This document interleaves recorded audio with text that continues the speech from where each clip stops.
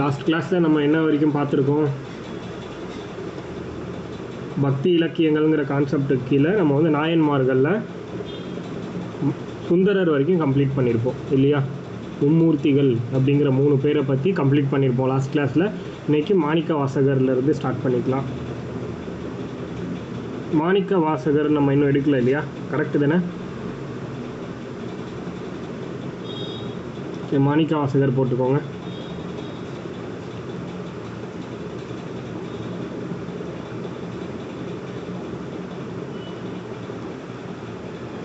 மாணிக்க வாசகர்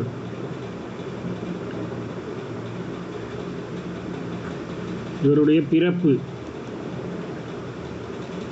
எங்கே பிறந்தார் அப்படின்னு பார்த்தோம்னா திருவாதவூர், மதுரைக்கு பக்கத்தில் திருவாதவூர் அப்படிங்கிற ஊரில் தான் பிறந்திருப்பார் மாணிக்க வாசகர். மதுரைக்கு அருகில் உள்ள திருவாதவூர் அப்படின்னு போட்டுக்கோங்க. இவரோட இயற்பெயர்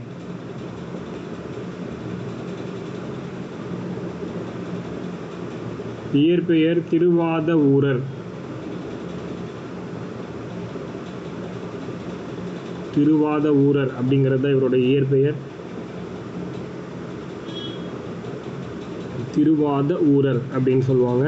இவருடைய காலம் எந்த காலகட்டத்தில் இவர் வாழ்ந்தார் அப்படின்னா 9ஆம் நூற்றாண்டு. 9ஆம் நூற்றாண்டில் வாழ்ந்தவர்.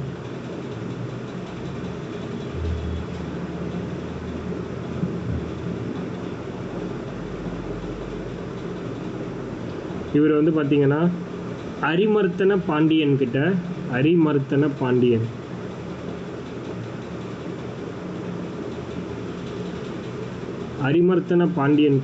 தலைமை அமைச்சராக பணியாற்றியிருக்காரு. அரிமர்த்தன பாண்டியனிடம் தலைமை அமைச்சராக பணியாற்றியவர் தான் யார் அப்படின்னா மாணிக்க வாசகர். இவர் அரிமர்த்தன பாண்டியன் கிட்ட அமைச்சராக பணிபுரிகிறப்போ இவருக்கு இருந்த பேர் என்ன அப்படின்னா தென்னவன் பிரம்மராயன் அப்படிங்கிற ஒரு பெயர் இருந்துச்சு. தென்னவன் பிரம்மராயன் அப்படிங்கிற பெயரோட திகழ்ந்திருக்காரு. தென்னவன் பிரம்மராயன் எப்போ அப்படின்னா தலைமை அமைச்சராக அரிமர்த்தன பாண்டியன் பணியாற்றும் போது இவருக்கு இருந்த பெயர் என்ன அப்படின்னா தென்னவன் பிரம்மராயன் அப்படின்னு சொல்கிறாங்க.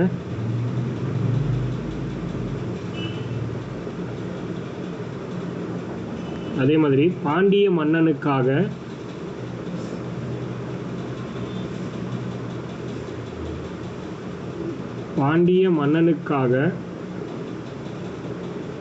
குதிரை வாங்க சென்றபோது பாண்டிய மன்னனுக்காக குதிரை வாங்க சென்றபோது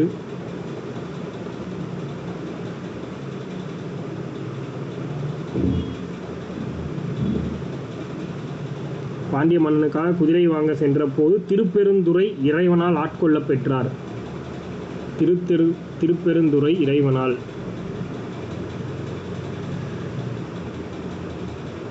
இறைவனால்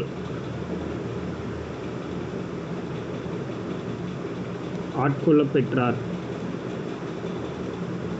இந்த திருப்பெருந்துறைங்கிறது புதுக்கோட்டை மாவட்டத்தில் இருக்கு. திருப்பெருந்துறை அப்படிங்கிறது புதுக்கோட்டை மாவட்டத்தில் இருக்கு. அந்த இடத்துல இருக்கக்கூடிய இறைவனால் ஆட்கொள்ள பெற்றார் அப்படின்னு சொல்றாங்க. இவருக்கான கோவில், மாணிக்க வாசகருக்கான கோவிலும் திருப்பெருந்துறையில் தான் இருக்கு அப்படின்னு சொல்றாங்க.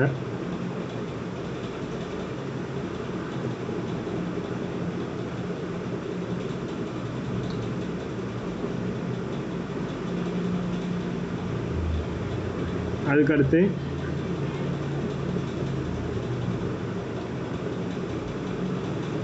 இவருக்கு சிறப்பு பெயர்கள் என்னெல்லாம் இருக்குன்னு பார்ப்போம். இவருடைய சிறப்பு பெயர்கள் ஆளுடைய அடிகள்,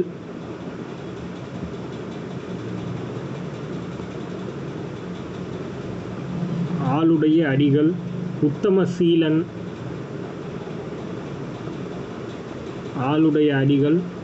சீலன், அழுது அடியடைந்த அன்பர்,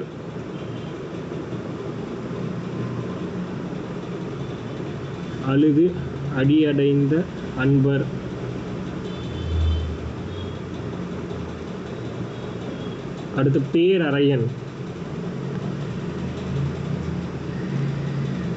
இந்த பெயர்கள் எல்லாம் மாணிக்க வாசகருக்கே இருக்கக்கூடிய சிறப்பான பெயர்கள்.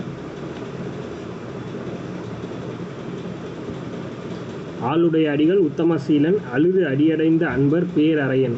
இந்த பெயர்கள் எல்லாமே மாணிக்க வாசகருக்குரிய பெயர்கள்.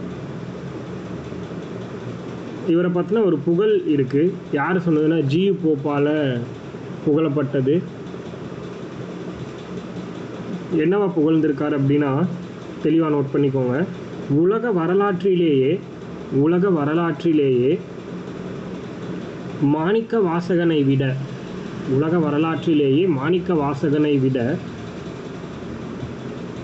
புலமை, மாணிக்க வாசகனை விட புலமை, இடையறா நிலையான பக்தி,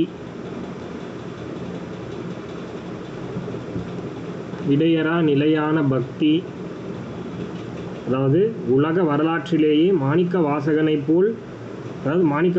விட புலமை, இடையறா நிலையான பக்தி,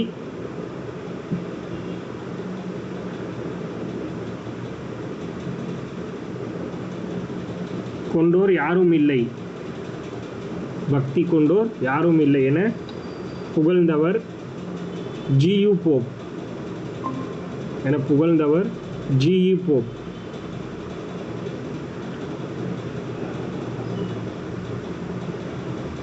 உலக வரலாற்றிலேயே மாணிக்க வாசகனை போல்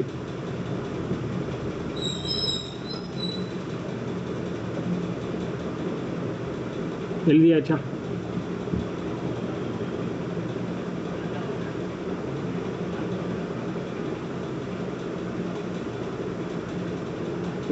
இடையறா நிலையான பக்தி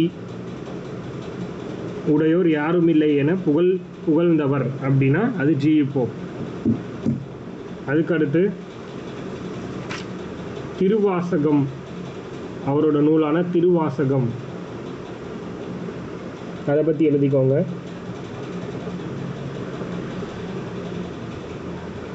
திருவாசகம் பொறுத்த வரைக்கும் 658 பாடல்களை கொண்டது. 658 பாடல்களை கொண்டது திருவாசகம். 51 பகுதிகள். இந்த நூல் பார்த்தீங்கன்னா 658 பாடல்கள், 51 பகுதிகள், 38 சிவத்தலங்கள் பாடப்பட்டிருக்கு. 38 சிவத்தலங்கள்.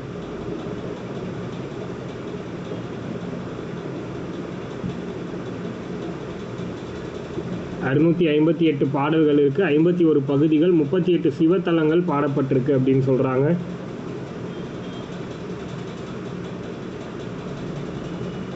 இந்த திருவாசகத்தை ஆங்கிலத்தில் மொழிபெயர்த்தது யார் அப்படின்னா ஜி.யு. போப்.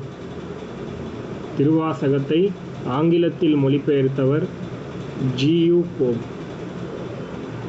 எப்போ மொழிபெயர்த்திருப்பாருன்னா 1900ஆவது வருஷம், 1900ஆவது வருடத்தில் ஜி.யு. போப் இதை வந்து பார்த்திங்கன்னா ஆங்கிலத்தில் மொழிபெயர்த்திருக்காரு.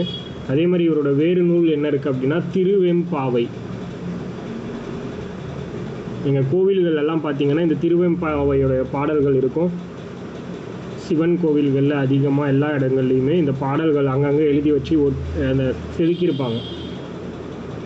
மார்கழி மாதம் சிவத்தலங்களில் பாடக்கூடியது. மார்கழி மாதம் அதிகாலை பொழுதில் பெண்கள் வந்து நீராடிட்டு வந்து இந்த பாடல்களை பாடுறது வழக்கமாக வச்சுருப்பாங்க.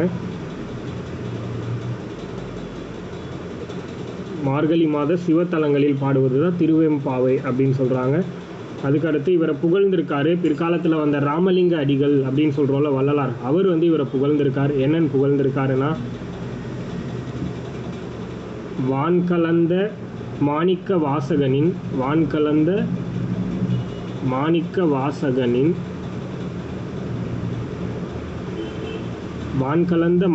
வாசகனின் திருவாசகத்தை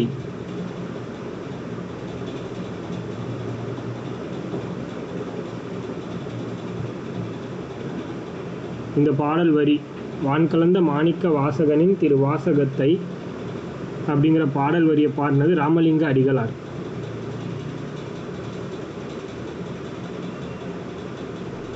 வான் கலந்த மாணிக்க வாசகனின்.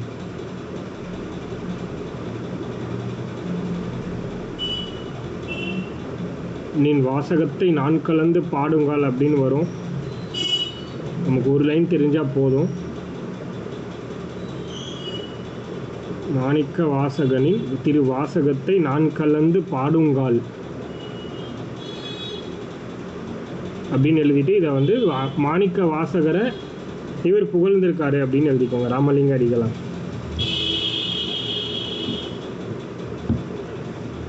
அடுத்து வந்து பார்த்தீங்கன்னா திருச்சாளல்.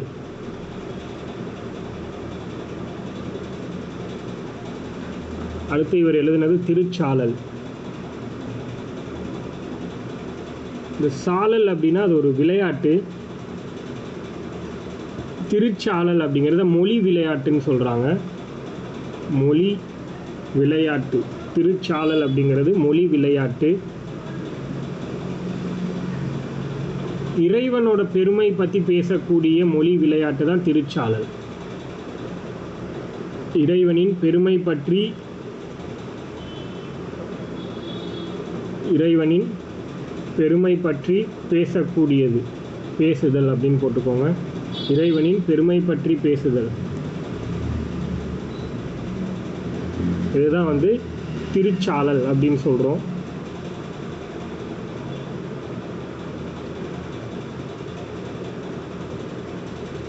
அதே மாதிரி திருவாசகத்துக்கு அடைமொழிகள் இருக்குது, அதை நோட் பண்ணிக்கோங்க. திருவாசகம்னு ஒரு நூலை சொல்கிறோம் இல்லையா இவரோடது, அந்த திருவாசகத்துக்கு அடைமொழி 2 கொடுத்துருக்காங்க. என்ன அப்படின்னா தமிழ் வேதம். தமிழ் வேதம் என அழைக்கப்படுவது திருவாசகம். புரியுதா? ஒன்று தமிழ் வேதம், அதே மாதிரி சைவ வேதம் அப்படின்னு ஒரு பேர் இருக்குது. தமிழ் வேதம்னும் சைவ வேதம்னு ஒரு பெயர் இருக்குன்னு சொல்கிறாங்க. தமிழ் வேதம், சைவ வேதம், இந்த 2 அடைமொழிகளும் திருவாசகத்தை குறிக்கக்கூடிய அடைமொழிகள்.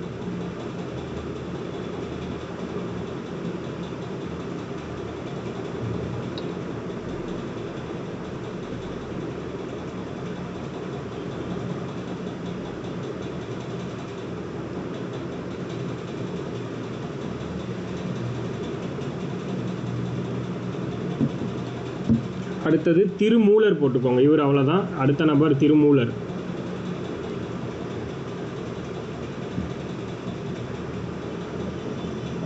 திருமூலர் பற்றி பார்க்கும்போது மிக முக்கியமாக திருமந்திரம் அப்படிங்கிற ஒரு நூல் இவரை பற்றி நம்ம பார்ப்போம். திருமூலர் அப்படின்னு எடுத்தாலே திருமந்திரம்ங்கிற நூலை பற்றி தான் நம்ம பார்க்க போகிறோம்.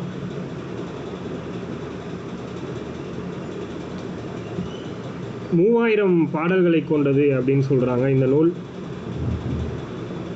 ஆண்டுக்கு ஒரு பாடல் வீதம், அதாவது ஒவ்வொரு வருஷமும் விழித்தெழுந்து ஒவ்வொரு பாடல் பாடியிருப்பாராம். 3000 ஆண்டுகளில் 3000 பாடல்கள் பாடியிருப்பார் அப்படின்னு ஒரு கான்செப்ட் இருக்குது இவரை பற்றி நம்ம பார்க்கும்போது. ஒவ்வொரு ஆண்டும் விழித்தெழுந்து ஒரு பாடல் வீதம் 3000 ஆண்டுகள் வாழ்ந்து 3000 பாடல்களை எழுதியிருப்பார் அப்படின்னு ஒரு கான்செப்ட் இருக்குது. இந்த 3000 பாடல்களை கொண்டது திருமந்திரம். 3000 பாடல்களை கொண்டது திருமந்திரம்.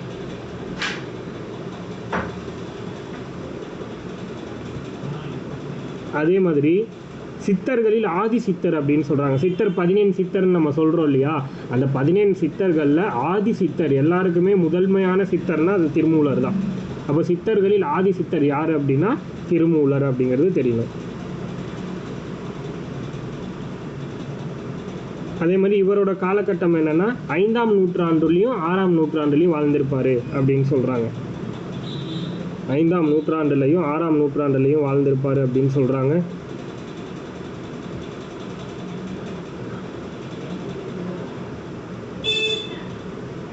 ஐந்தாம் நூற்றாண்டு 6ஆம் நூற்றாண்டு காலகட்டத்தை சேர்ந்தவர் இவர். திருமந்திரத்துக்கு இவர் இட்ட பெயருன்னு ஒன்று இருக்குது. திருமந்திரமுக்கு நம்ம திருமந்திரம்னு சொல்கிறோம், ஆனால் அதுக்கு அவர் வச்ச பேருன்னு ஒன்று இருக்குது. அது என்ன அப்படின்னா திருமந்திர மாலை. திருமந்திர மாலை. திருமந்திரத்துக்கு திருமூலரிட்ட பெயர் திருமந்திர மாலை.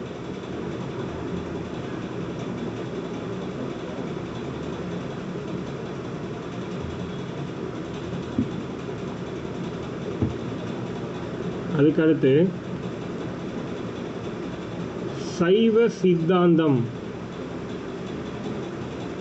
சைவ சித்தாந்தம் என்ற தொடர், சைவ சித்தாந்தம் என்ற தொடர் முதலில் இடம்பெற்ற, சைவ சித்தாந்தம் என்ற தொடர் முதலில் இடம்பெற்ற நூல் எது அப்படின்னா அது திருமந்திரம் தான். சைவ சித்தாந்தம்ங்கிற ஒரு தொடரை முதல்ல எந்த நூலில் சொல்லப்பட்டிருக்கு அப்படின்னா இந்த திருமந்திரம்னு சொல்லக்கூடிய இந்த நூலில் தான் சொல்லப்பட்டிருக்குங்கிறத சொல்கிறாங்க.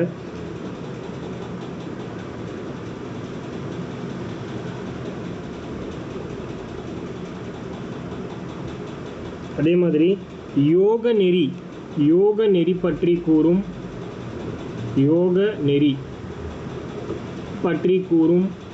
தமிழின் ஒரே நூல்னா அது இதுதான். யோக நெறி பற்றி கூறும் தமிழின் ஒரே நூல் எதுனா அது திருமந்திரம் தான். யோக நெறி பற்றி வேற எந்த நூல்கள்லையுமே கிடையாது அப்படிங்கிறத சொல்ல வராங்க. யோக நெறி பற்றி கூறும் ஒரே நூல் தமிழின் ஒரே நூல்.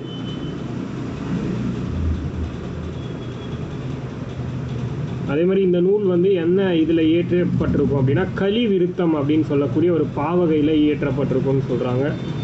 கலி விருத்தம் அப்படின்னு சொல்லக்கூடிய பாவகையில் திருமந்திரம்ங்கிறது எழுதப்பட்டிருக்கும் அப்படின்னு சொல்கிறாங்க.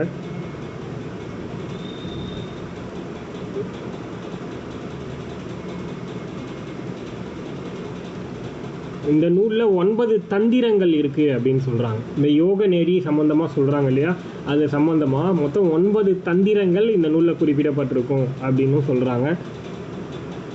9 தந்திரங்கள் இடம்பெற்றுள்ள நூல் திருமந்திரம்.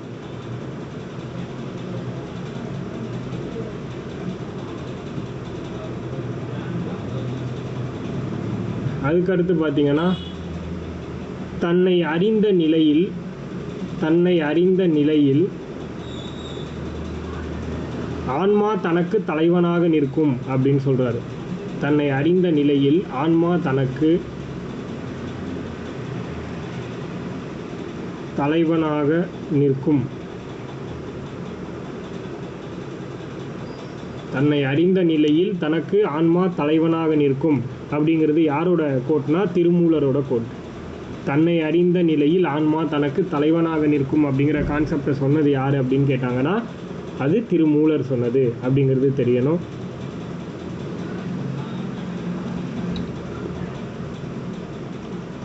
அதுக்கடுத்து பார்த்தீங்கன்னா இதோட அடைமொழி, இந்த திருமந்திரம்ங்கிற நூலுக்கான அடைமொழி சிலது இருக்குது. அது என்னங்கிறத பார்ப்போம்.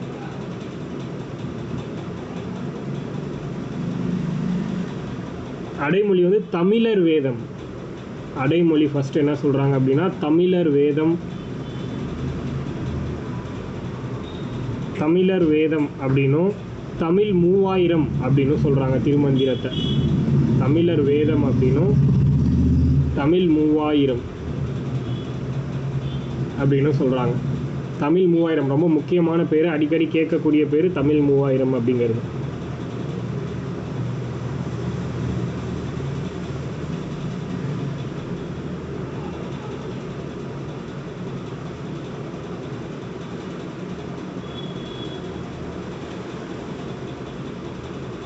அடுத்தது காரைக்கால் அம்மையார்.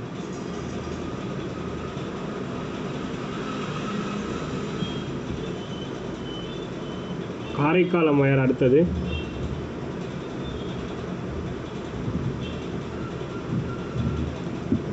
அவங்களோட இயற்பெயர், காரைக்கால் அம்மையாரோட இயற்பெயர் புனிதவதி. புனிதவதின்னு யாரை சொல்கிறோம்னா காரைக்கால் அம்மையாரோட பெயர் தான் புனிதவதின்னு சொல்கிறோம்.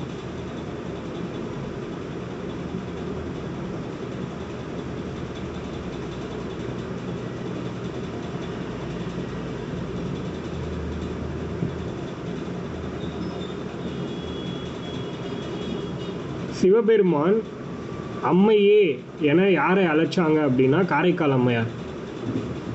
அதனால தான் அவங்களுக்கு அந்த பேர் வந்துச்சு.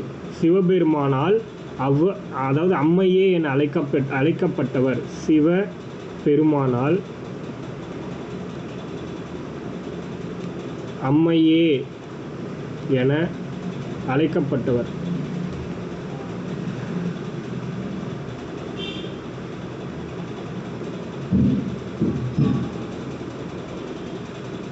புரியுதா?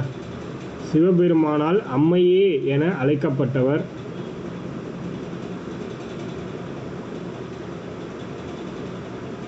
தலையால் நடந்து சிவனை வழிபட்டவர். தலையால் நடந்து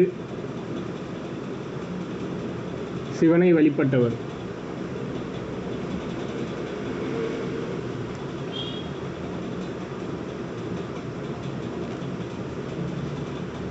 தலையால் நடந்து சிவனை வழிபட்டவர் அப்படின்னு சொல்றாங்க. இவங்களோட சிறப்பு பெயர்கள் என்னெல்லாம் இருக்கு அப்படின்னா, 2 சிறப்பு பெயர்கள் இருக்கு இவங்களுக்கு. ஒன்று பேயார் அப்படின்னு சொல்றாங்க. இவங்களுக்கான சிறப்பு பெயர் பேயார் அப்படின்னு ஒன்றும், அம்மை அப்படின்னும் சொல்றாங்க. பேயார்னு ஒரு பெயரும் அம்மைன்னு ஒரு பெயரும் இருக்கு. சிறப்பு பெயர் பேயார், அம்மை அப்படின்னு சொல்லக்கூடிய 2 பெயர்கள் இவங்களுக்கு இருக்கு.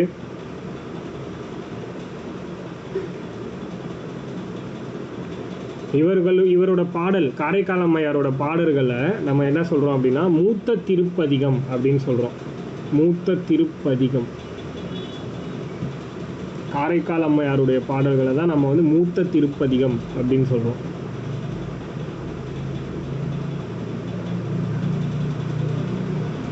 மூத்த திருப்பதிகம்னு யாரோட பாடலை சொல்றோம் அப்படின்னா காரைக்கால் அம்மையாருடைய பாடல்கள். அதே மாதிரி இவங்க எழுதின முதல் நூல், காரைக்கால் அம்மையாரோட முதல் நூல் என்ன அப்படின்னா அற்புத திருவந்தாதி.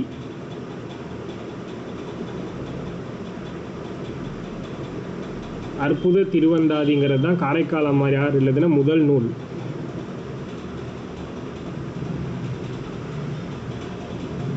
காரைக்கால் அம்மையாருடைய முதல் நூல் அற்புத திருவந்தாதி.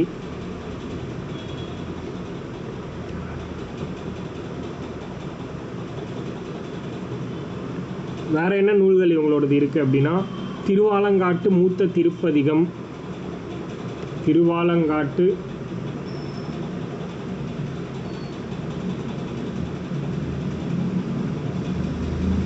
மூத்த திருப்பதிகம், திருவிரட்டை மணிமாலைன்னு ஒரு நூல்.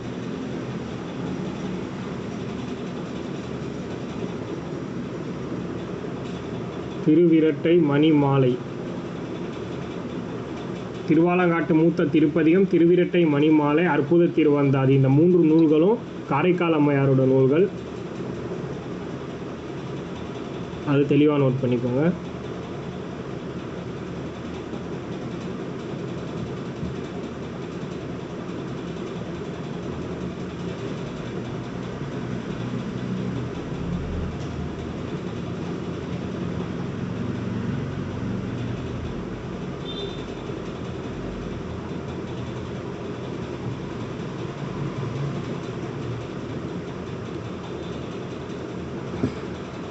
அதுக்கடுத்து அவ்வளோதான். இவ்வளோதான் நம்ம வந்து 63 நாயன்மார்கள் ரொம்ப முக்கியமானவங்களை பற்றி மட்டும் நம்ம பார்த்துருக்கோம். அடுத்து ஆழ்வார்கள். ஆழ்வார்கள் போட்டுக்கோங்க. மொத்தமாக ஆழ்வார்கள் எத்தனை பேர் இருக்காங்கன்னு உங்களுக்கு தெரியும். 12 நபர்கள். அதனால் நம்ம 12 ஆழ்வார்கள் அப்படின்னு சொல்லுவோம். இவங்கெல்லாம் யார் அப்படின்னா திருமாலை பற்றி புகழ்ந்து பாடல் பாடியவர்கள் தான் ஆழ்வார்கள் அப்படின்னு சொல்கிறாங்க. இந்த ஆழ்வார்களுடைய பாடல்களை தொகுத்தவர் யார் அப்படின்னா நாதமுனி அப்படின்னு ஒருத்தர். நாதமுனிகள் அப்படின்னு சொல்லுவாங்க, ஒருத்தர் கிடையாது, இவங்க குறிப்பிட்ட நபர்கள். நாதமுனிகள், இதை தொகுத்தவர் நாதமுனிகள்.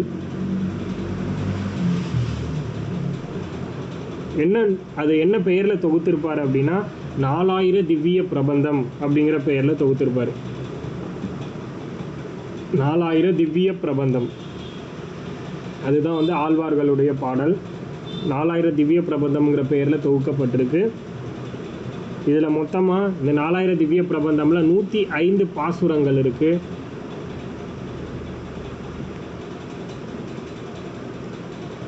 105 பாசுரங்களும் 3776 பாடல்களும் இருக்குன்னு சொல்கிறாங்க. 3776 பாடல்கள். 3776 பாடல்கள்.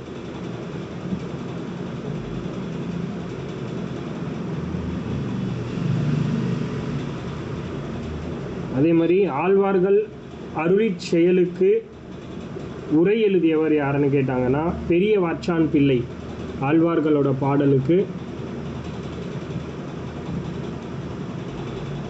உரை எழுதியவர்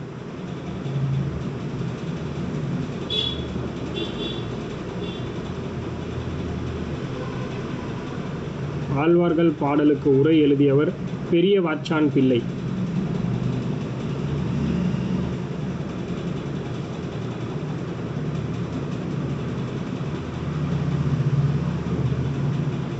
பெரிய வாச்சான் பிள்ளைங்கிறவர் தான் வந்து உரை எழுதியிருப்பார்.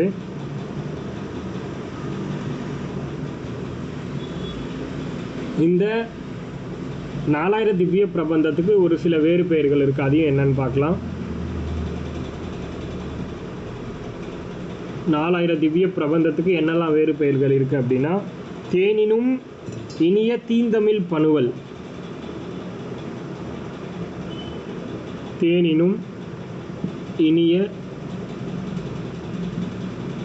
தீந்தமிழ் பனுவல்,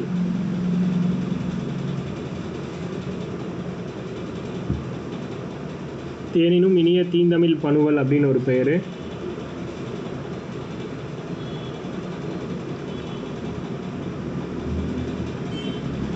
அருந்தமிழ் பனுவல்னு ஒரு பெயர் இருக்கு. அருந்தமிழ் பனுவல்.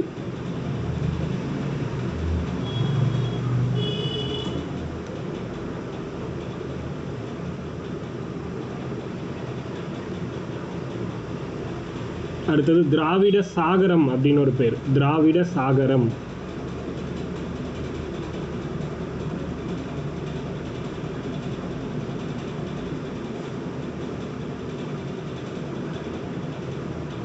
திராவிட சாகரம்.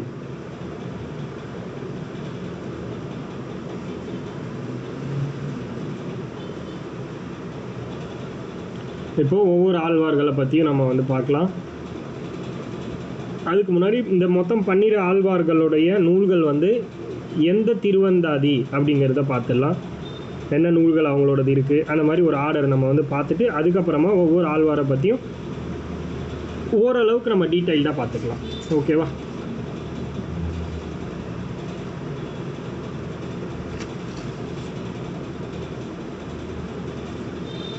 ஓகே. அடுத்தது பொய்கை ஆழ்வார். ஃபஸ்ட்டு வந்து பொய்கை ஆழ்வார். 12 ஆழ்வார்களில் பொய்கை ஆழ்வார் தான் முதல்ல இருக்கார்.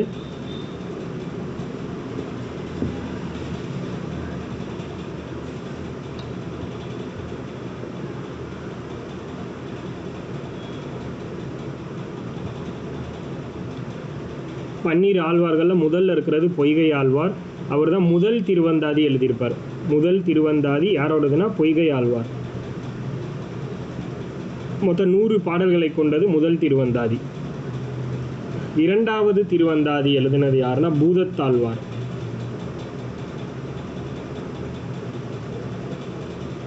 இவருமே 100 பாடல்கள் எழுதியிருப்பார் இரண்டாவது திருவந்தாதியில். மூணாவது பேயாழ்வார்.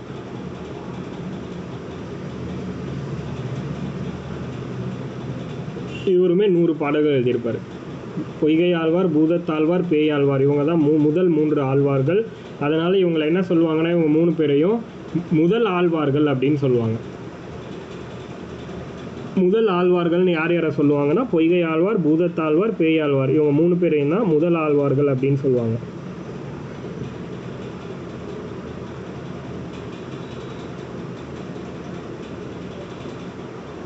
அடுத்த 4வதாக யார் இருக்கார் அப்படின்னா திருமலிசை ஆழ்வார். திருமலிசை ஆழ்வார். இந்த திருமலிசை ஆழ்வாருங்கிறவர் நான்முகன் திருவந்தாதின்னு ஒரு நூல் எழுதியிருப்பார். நான்முகன் திருவந்தாதி. இந்த நான்முகன் திருவந்தாதியில் மொத்தம் 96 பாடல்கள் இருக்கும். திருமலிசை ஆழ்வார் எழுதினது நான்முகன் திருவந்தாதி, அதில் 96 பாடல் இருக்கும். இன்னொரு நூலும் எழுதியிருப்பார் இவர், திருச்சந்த விருத்தம். திருச்சந்த விருத்தம் இதில் 120 பாடல்கள் இருக்கும்.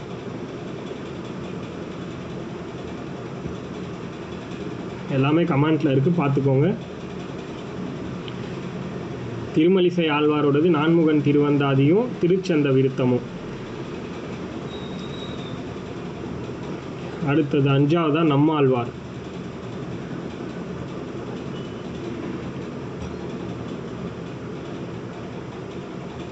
நம்மாழ்வாருடைய நூல்கள் என்னென்ன அப்படின்னா,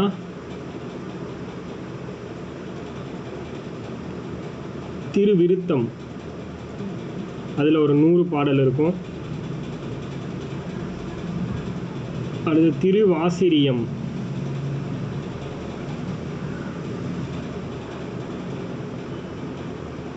திருவாசிரியம்ல ஒரு 7 பாடல் இருக்கு.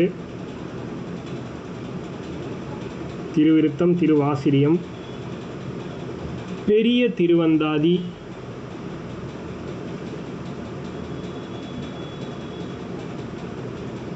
அதில் ஒரு 87 பாடல்கள். பெரிய திருவந்தாதி. அடுத்து திருவாய்மொழி,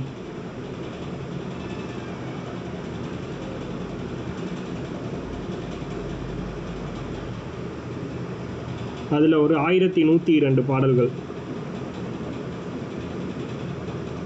இதுதான் நம்மாழ்வாருடைய நூல்கள். திருவிருத்தம், திருவாசிரியம், பெரிய திருவந்தாதி, திருவாய்மொழி, இது எல்லாமே நம்மாழ்வாருடைய பாடல்கள்.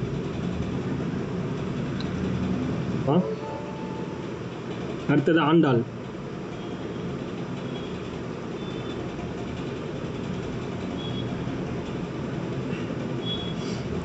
ஆண்டாளோட நூல்கள் என்னென்ன அப்படின்னா, திருப்பாவை. திருப்பாவையில் பார்த்தீங்கன்னா மொத்தம் 30 பாடல்கள் இருக்கு. அடுத்து நாச்சியார் திருமொழி. நாச்சியார் திருமொழியில் 143 பாடல் இருக்கு. திருப்பாவை, நாச்சியார் திருமொழி ரெண்டுமே ஆண்டாளோடது. மொத்தமாக எத்தனை நூல் ஒவ்வொன்றுத்துலேயுங்கிறது அந்த மாதிரி ப்ராக்கெட்டில் நீங்களும் எழுதிக்கோங்க.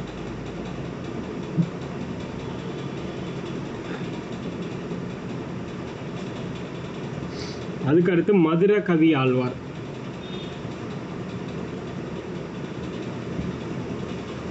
மதுரை கவி ஆழ்வார்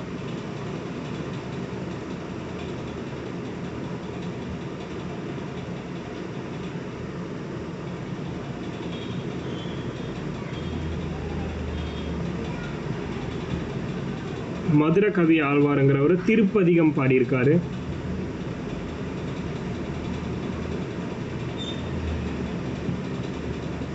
திருப்பதிகம் எத்தனை அப்படின்னா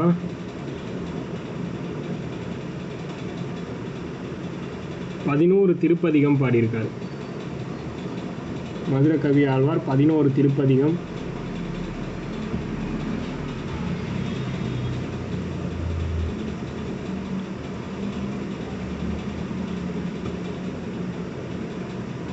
அடுத்து திருப்பான் ஆழ்வார், இவர் 10 திருப்பதிகம் பாடியிருக்காரு. திருப்பான் ஆழ்வாருங்கிறவர் 10 திருப்பதிகம்.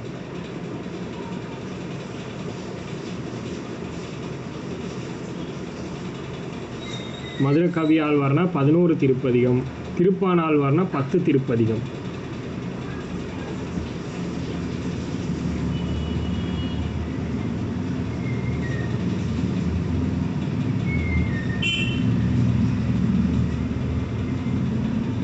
அடுத்து குலசேகர ஆழ்வார்.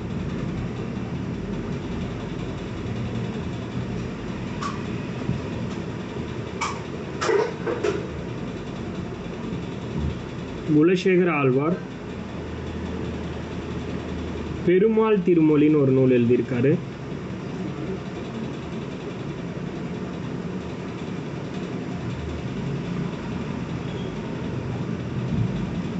குலசேகர ஆழ்வார் பெருமாள் திருமொழின்னு ஒரு நூல் எழுதியிருக்காரு. மொத்தம் 105 பாடல்களை கொண்டது பெருமாள் திருமொழி.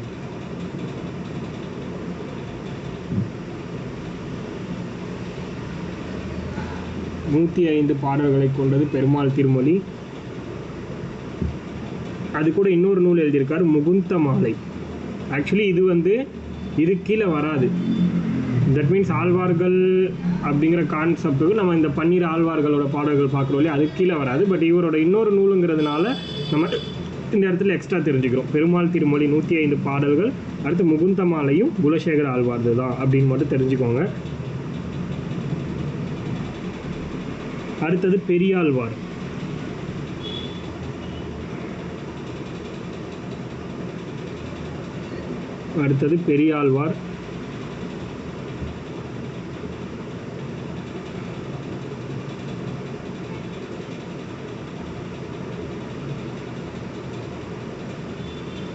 பெரியாழ்வாரோடது திருப்பல்லாண்டு.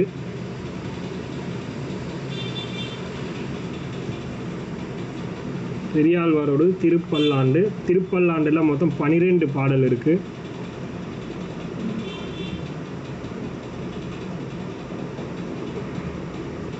அடுத்தது பெரியாழ்வார் திருமொழி.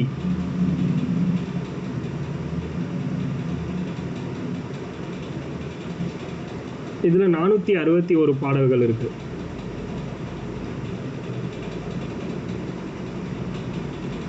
பெரியாழ்வார் திருமொழி அப்படிங்கிறது அவரோடது. இதுல 461 பாடல்கள் இருக்கு.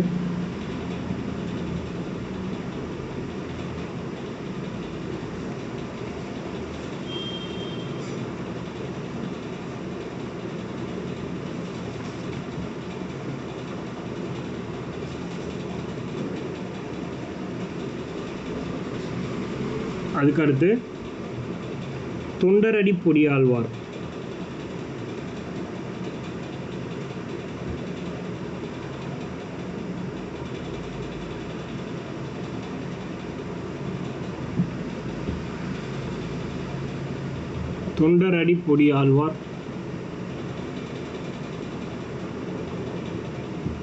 இவரோட நூல் என்ன அப்படின்னா திருப்பள்ளி எழுச்சி.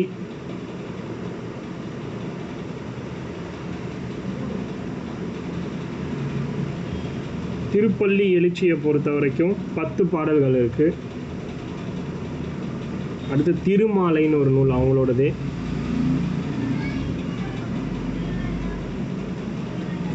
திருமாலையில் 45 பாடல்கள் இருக்கு. திருமாலையில் 45 பாடல்கள்.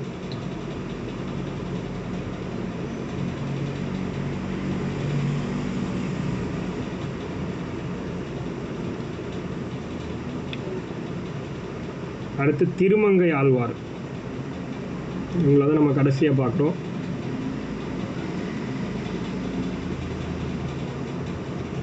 திருமங்கை ஆழ்வார் இவங்களோட நூல் ரொம்ப முக்கியம். அடிக்கடி கேட்குறது இவங்களோட நூல், பெரியாழ்வாரோட நூல். அடுத்து பார்த்திங்கன்னா ஆண்டாள் நம்மாழ்வார், இவங்களோட தான் அடிக்கடி கேட்பாங்க. அதில் ரொம்ப முக்கியமானவங்கன்னா திருமங்கை ஆழ்வார். ஃபஸ்ட்டு இவங்களோட நூல் என்ன அப்படின்னா பெரிய திருமடல்.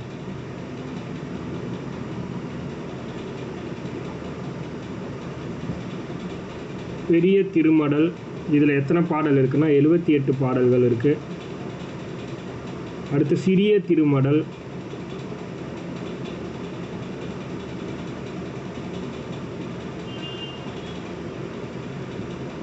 சிறிய திருமடலில் 40 பாடல் இருக்குது.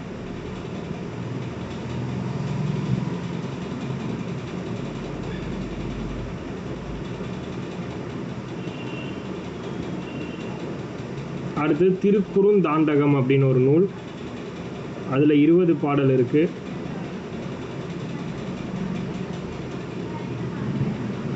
திருக்குறுந்தாண்டகம்ல 20 பாடல்.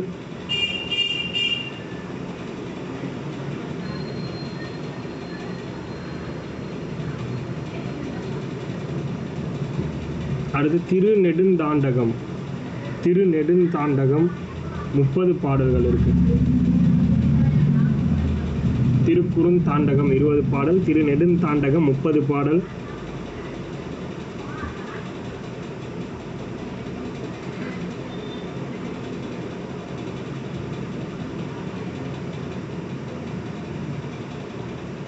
அடுத்தது திருவெழுக்கூற்றிருக்கையில் 1 பாடல் இருக்குது. திருவெழுக்கூற்றிருக்கை அந்த நூலில் 1 பாடல். அடுத்தது பெரிய திருமொழி. பெரிய திருமொழியில் 84 பாடல்கள் இருக்கு. இது எல்லாமே திருமங்கை ஆழ்வாரோடது.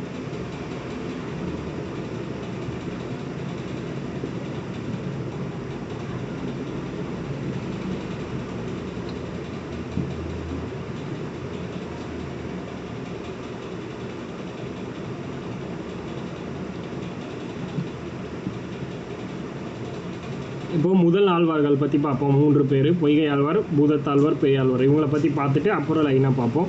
போட்டுக்கோங்க. முதல் ஆழ்வார்கள், அதில் ஃபஸ்ட்டு பொய்கை ஆழ்வார்.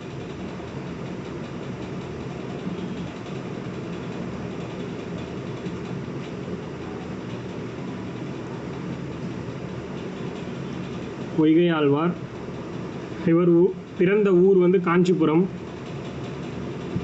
பிறந்த ஊர் காஞ்சிபுரம். காஞ்சிபுரமில் திருவெக்கா அப்படின்னு சொல்லுவாங்க. கமெண்ட்டில் போடுறேன், பார்த்து எழுதிக்கோங்க. காஞ்சிபுரம் திருவெக்கா அப்படின்னு சொல்லுவாங்க இவரோட பிறந்த ஊர். அடுத்து இவரை பற்றி நமக்கு தெரிகிறது ஒரு பாடல் மட்டும்தான் தெரியும் இவரை பற்றி. வையம் தகலியா வார்கடலே நெய்யாக அப்படின்னு ஒரு பாடல். அதாவது என்னன்னா, இந்த உலகத்தை அகல் விளக்காகவும் அதே மாதிரி உலகத்துக்கு அதாவது பூமியை அகல் விளக்காகவும், பூமிக்கு உள்ளதான தண்ணி இருக்குது, அந்த கடலாக இருக்கு இல்லையா, அந்த கடலை வந்து நெய்யாகவும் வச்சு உருவகப்படுத்தி பாடல் பாடியிருப்பார். ஸோ உருவக அணின்ற மாதிரி வரும் இந்த பாடல். வையம் தகலியா வார்கடலே நெய்யாக வெய்ய கதிரோன் சுடர் ஆலியான் அப்படின்னு வரும். அப்படின்னா என்னென்னா, சூரியன் இருக்கு இல்லையா, சூரியனுடைய அந்த கதிர்கள் தான் அந்த விளக்கு எரியக்கூடிய அந்த வெளிச்சம் அப்படிங்கிற மாதிரிலாம் கற்பனை பண்ணி பாடியிருப்பார். இது வந்து இந்த பாடல் யாருது அப்படின்னா பொய்கை ஆழ்வாரோடது. அடுத்தது பூதத்தாழ்வார்.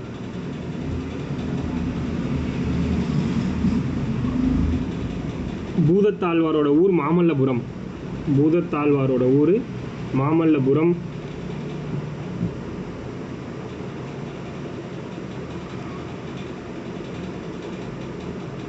அதே மாதிரி இவரோட சிறப்பு பெயர், பூதத்தாழ்வார் வந்து மாமல்லபுரத்தை சேர்ந்தவர். இவருக்கு சிறப்பு பெயர் என்னன்னா பெருந்தமிழன் அப்படின்னு ஒரு பெயர் இருக்கு. பெருந்தமிழன். இந்த பூதத்தாழ்வாருக்கு சிறப்பு பெயர் என்னன்னா பெருந்தமிழன்.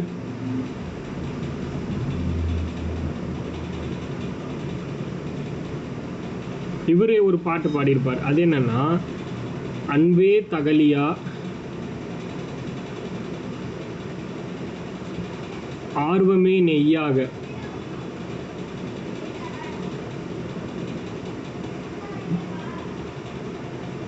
அப்படி பாடியிருப்பார் இவர். அன்பே தகலியா ஆர்வமே நெய்யாக. அதாவது அன்பு அப்படிங்கிறத அகல் விளக்காகவும் ஆர்வத்தை நெய்யாகவும் வெற்றி பாடல் பாடியிருப்பார்.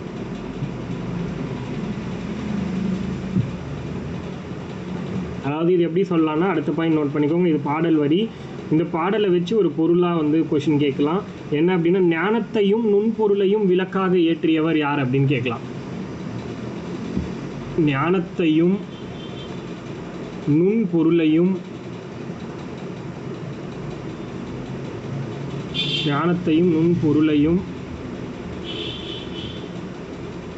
விளக்காக ஏற்றியவர். ஞானத்தையும் நுண்பொருளையும் விளக்காக ஏற்றியவர் பூதத்தாழ்வார் அப்படிங்கிறது தெரியணும். ஞானத்தையும் நுண்பொருளையும் விளக்காக ஏற்றியவர் பூதத்தாழ்வார். சூரியனையும் அதே மாதிரி பொய்கை ஆழ்வாருக்கு கீழே ஒரு லைன் எழுதிக்கோங்க. ஏன்னா பாடல் வரி மட்டும்தானே பார்த்தவங்க, அந்த பொருளை வச்சு எப்படி கேட்பாங்கன்றது நான் இன்னும் சொல்லலை.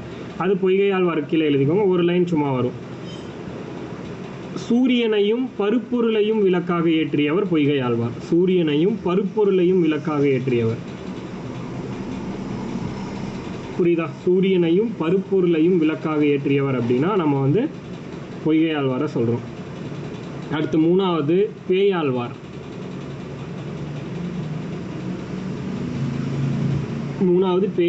பொய்கை ஆழ்வார் முடிச்சிட்டோம், பூதத்தாழ்வார் முடிச்சிட்டோம். அடுத்தது பேயாழ்வார். பேயாழ்வாரோட ஊர் வந்து பார்த்தீங்கன்னா மயிலாப்பூர். நேற்று படிச்சோல்ல மயிலை அப்படின்னு, மயிலாப்பூர் தான் வந்து பேயாழ்வாரோட ஊர்.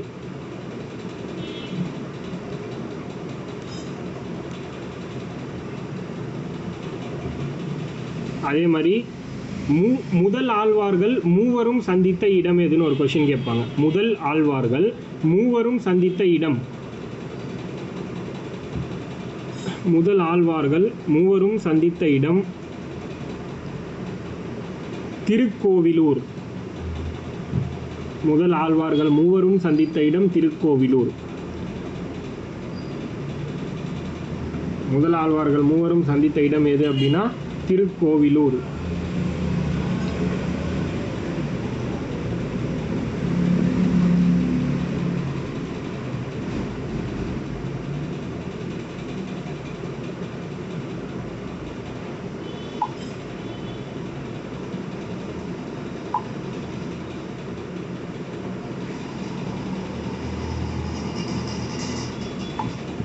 புரியுதா? முதல் ஆழ்வார்கள் 3 பேருமே சந்தித்த இடம் வந்து பார்த்தீங்கன்னா திருக்கோவிலூர்.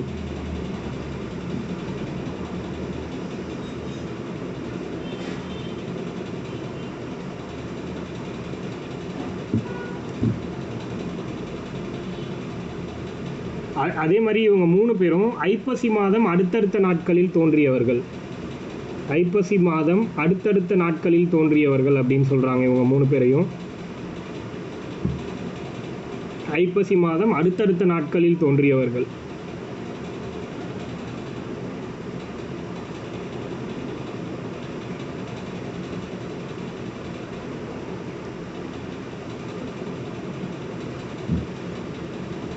அடுத்தது இவங்க 3 பேரை பற்றி இவ்வளோதான்.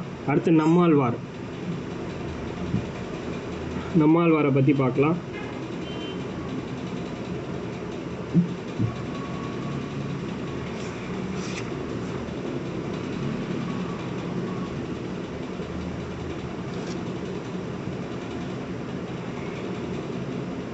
நம்மாழ்வாரோட ஊர் வந்து பார்த்தீங்கன்னா ஆழ்வார் திருநகிரி அல்லது திருக்குறுகூர் அப்படின்னு சொல்லுவாங்க. நம்மாழ்வாரோட ஊர் ஆழ்வார்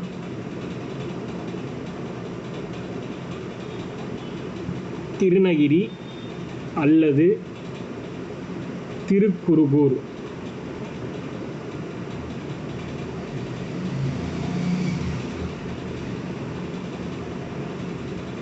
ஆழ்வார் திருநகிரி அல்லது திருக்குறுகூர்.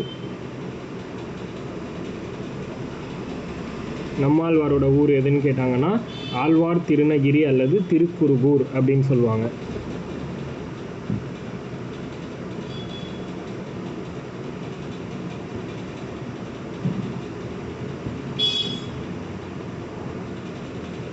இவரோட சிறப்பு பெயர்கள் ரொம்ப ரொம்ப முக்கியம்.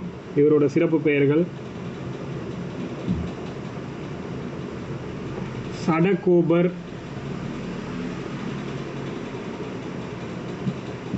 இவரோட சிறப்பு பெயர்கள் சடகோபர்.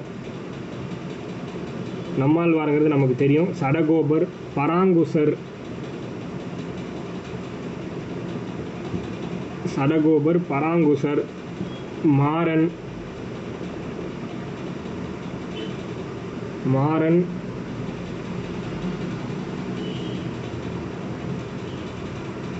அடுத்தது திருப்புலி ஆழ்வார். திருப்புலி ஆழ்வார்,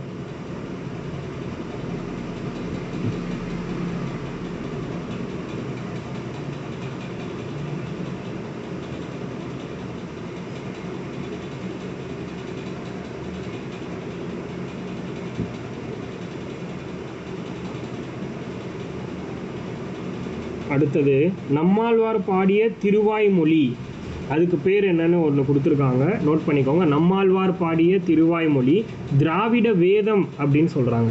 நம்மாழ்வார் பாடிய திருவாய்மொழிக்கு என்ன பெயர் அப்படின்னா திராவிட வேதம் அப்படின்னு சொல்கிறாங்க. திராவிட வேதம் என அழைக்கப்படுவது எது அப்படின்னா நம்மாழ்வாருடைய திருவாய்மொழி அப்படிங்கிறது தெரியணும் உங்களுக்கு. திராவிட வேதம்.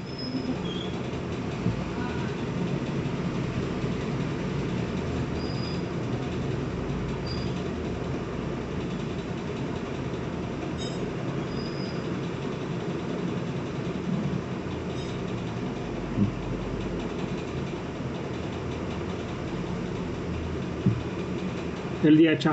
நம்மாழ்வார் பாடிய திருவாய்மொழியை திராவிட வேதம் அப்படின்னு சொல்கிறாங்க.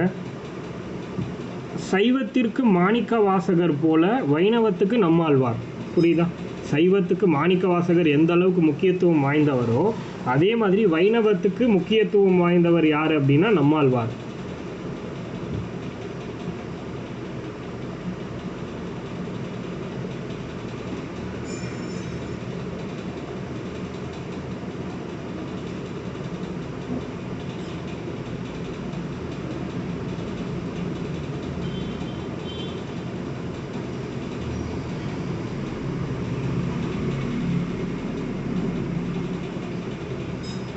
அடுத்தது, நம்மாழ்வாரையே தெய்வமாக போற்றியவர் யாருன்னு ஒரு கொஷின். இப்போ இந்த 12 ஆழ்வார்களில் ஒருத்தர் வைணவ கடவுளான திருமாலை வழிபடாமல் நம்மாழ்வாரையே கடவுளாக வழிபட்டிருப்பார்.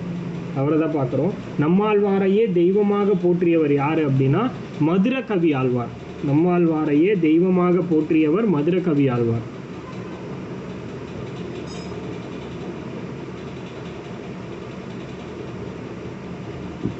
நம்மாழ்வாரையே தெய்வமாக போற்றியவர் மதுரகவி ஆழ்வார்.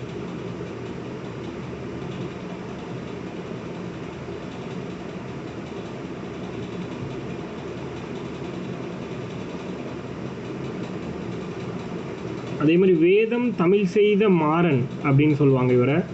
வேதம் தமிழ் செய்த மாறன். வேதம் தமிழ் செய்த மாறன் அப்படின்னு யாரை சொல்கிறாங்கன்னா நம்மாழ்வாரை சொல்கிறாங்க. இது டைரெக்டாக கொஷினாக கேட்கலாம். வேதம் தமிழ் செய்த மாறன் என அழைக்கப்படுபவர் யார் அப்படின்னா அது நம்மாழ்வார்.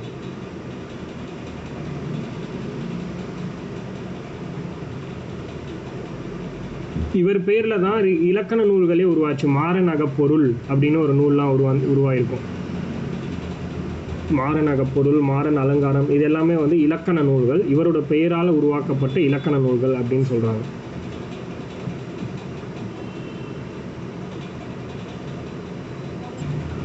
இன்னைக்கு ஓவர். நெக்ஸ்ட் கிளாஸில் நம்ம வந்து பார்ப்போம்.